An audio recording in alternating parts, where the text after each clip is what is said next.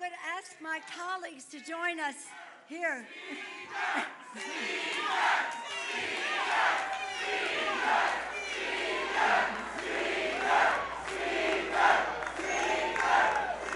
you all. Thank you all very much. Thank you all very much. Let me salute our chair of the Democratic National Committee, Chairman Perez, for all the successes tonight. Chairman Perez. Where'd he go? Where'd he go? And also want to salute the chair of the Democratic Congressional Campaign Committee.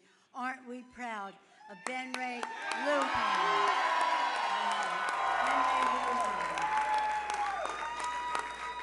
And I want to acknowledge my two grandsons, Thomas and Paul, as they wave to their other cousins and Bella in California, who's still campaigning up until the last minute in California, because it's all about the children. I want to, before I thank all of you more fully, thank my colleagues and acknowledge their leadership and their presence here. Our distinguished whip from Maryland, Steny Hoyer.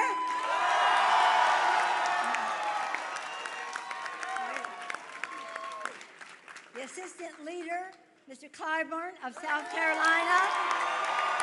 Also, let's assume they're all distinguished.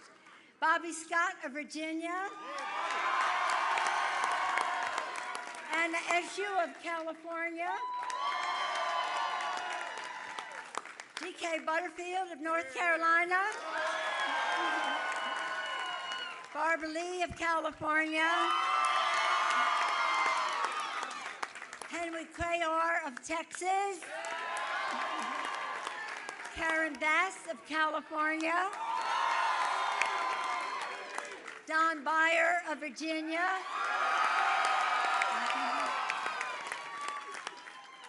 And Brendan Boyle of Pennsylvania.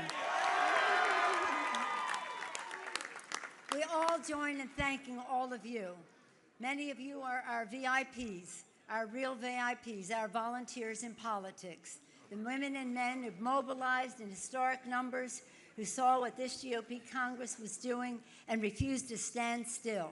Every call you made, every door you knocked, every text you sent, every conversation you had made the difference between winning and losing in this election. Thanks to you, we owned the ground. Thanks to you. Thanks to you, tomorrow will be a new day in America. Remember this feeling, know the power to win. And almost all congratulations to those dynamic, diverse, incredible candidates who have taken back the House for the American people. Let us salute all of our candidates. All of our candidates. Today is more than about Democrats and Republicans. It's about restoring the Constitution's checks and balances to the Trump administration. It's about stopping the GOP and Mitch McConnell's assaults on Medicare, Medicaid, the Affordable Care Act, and the health care of 130 million Americans living with pre-existing medical conditions. Let's hear it more for pre-existing medical conditions. It's about ending wealthy special interest free reign over Washington, but more than anything, it's about what a new Democratic majority will mean in the lives of hardworking Americans.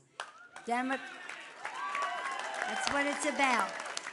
Democrats pledge a Congress that works for the people, for the people. Lower the cost of health care by lowering the cost of prescription drugs.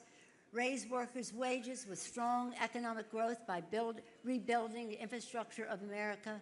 Clean up corruption to make Washington work for all Americans. We will take real, very, very strong legislative action to legislate to negotiate down the price control of prescription drugs that is burdening seniors and families across America.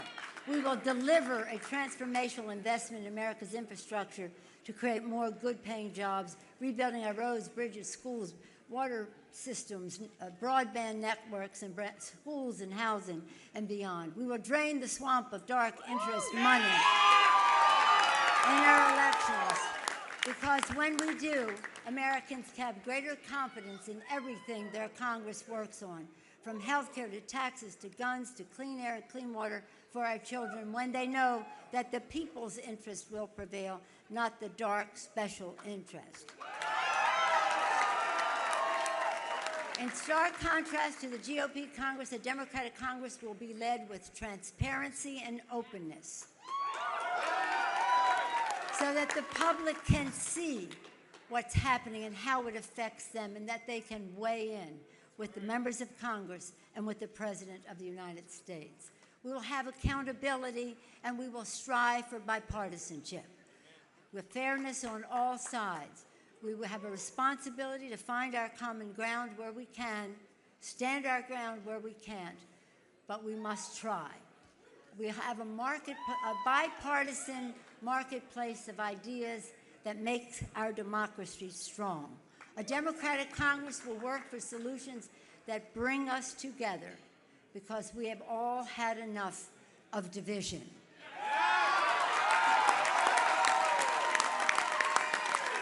The American people want peace. They want results. They want us to work for positive results for their lives. Our founders believed in a principle that they knew must guide our nation. First, in our Declaration, they promised life, liberty, and the pursuit of happiness. But they gave us guidance, e pluribus unum, from any one. The founders could never have imagined how vast our country would become, how many we would be, how different we would be from each other. But they knew we had to be one. Unity. Unity for our country. And that today the American people have spoken to restore that vision. With this new Democratic majority, we will honor the vision of our founders for a country having a legitimate debate, but remembering that we are one country. We'll honor the sacrifices of our men and women in uniform and their families, who have made us the land of the free and the home of the brave, to build a better future worthy of their sacrifice. And we must honor and respect the aspirations of our children. Elections are about the future and what we do for our children's future. So thank you all for making the future better for all of America's children. God bless you. God bless America.